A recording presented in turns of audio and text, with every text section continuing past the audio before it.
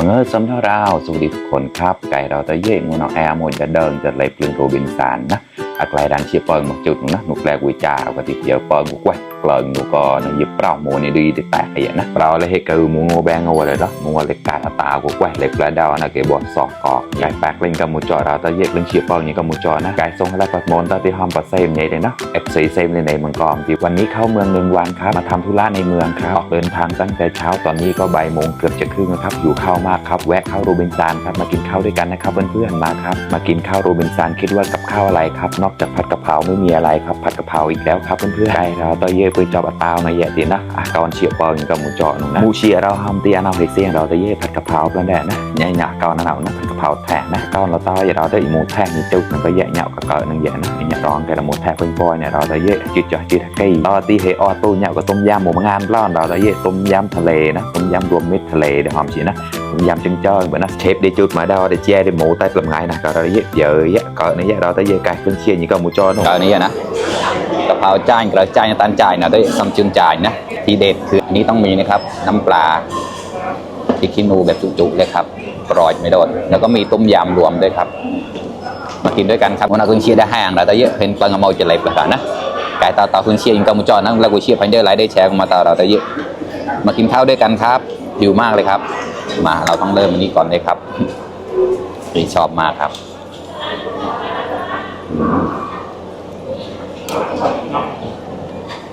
đây có rò có ống chụt của nó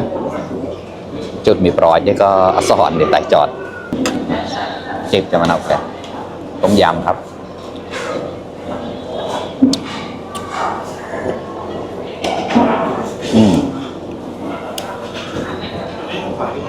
รสชาติดีมากครับเปรี้ยวกำลังดีเป็นดอนเจียมาครับเพื่อนๆก็ได้แล้ว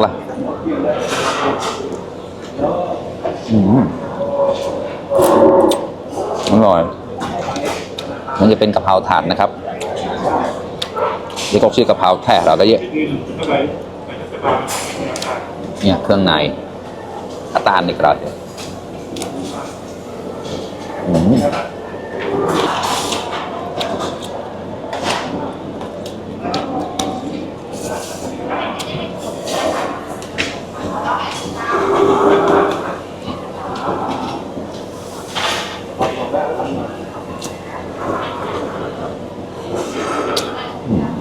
วันนี้กินข้าวนอกบ้านครับ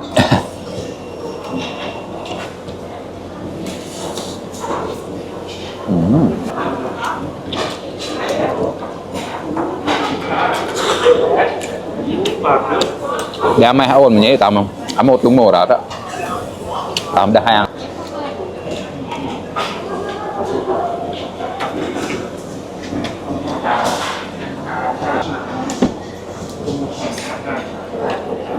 làm sao luôn chả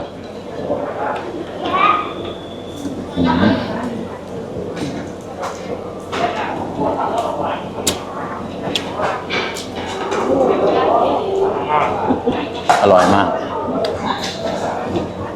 อันนี้60 บาทนะราวเจ้าเราเลยเยอะต้มยำนะ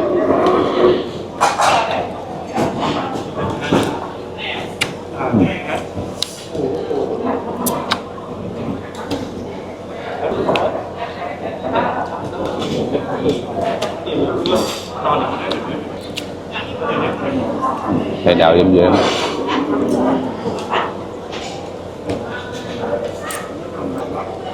ได้แล้วป่ะ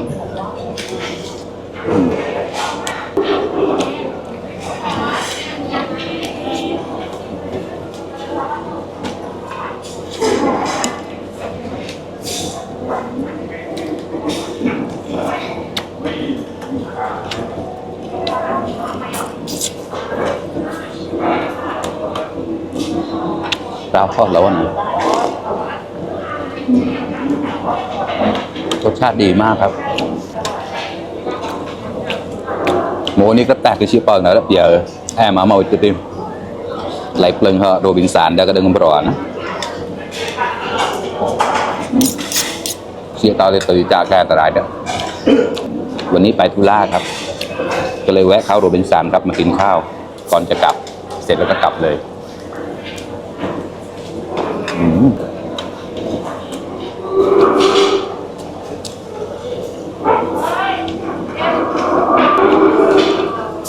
ngay lại như nó xanh màu ha nói hay cái tại đó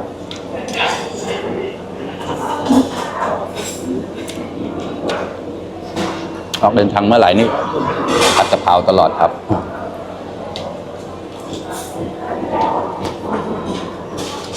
ง่ายดีอร่อยด้วยแล้วมีต้มยำเสริมแพรราวthì mới nào đó đó lâu hết á chiaเลยคอ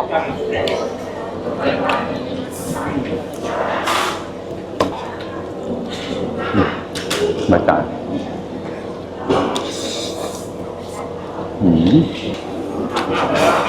อันนี้ผมเอาพิเศษนะจุดๆ99 บาท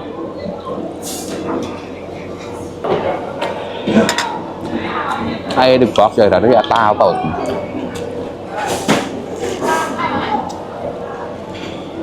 รู้สึกเขาไม่ค่อยเย็นเท่าไหร่นะรู้สึกร้อน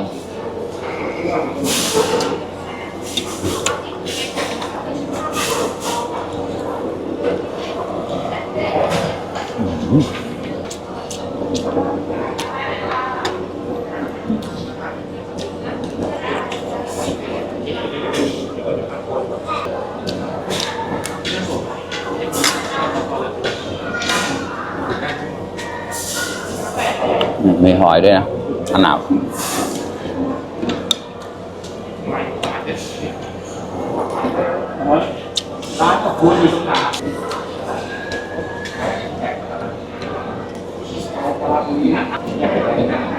เฮียเปล่านู่นนะเฮีย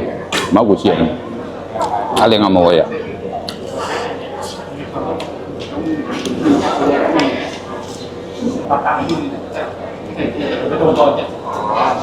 mà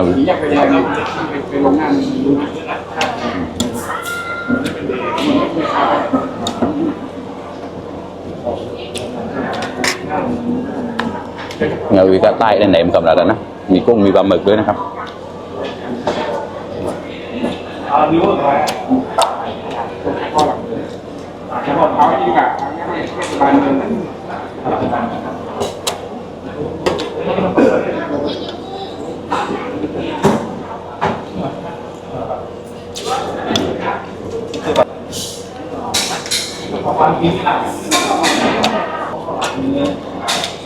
ก่อนหมดแค่เหรอเลยหมดไป1 ผัดแล้วครับเพื่อน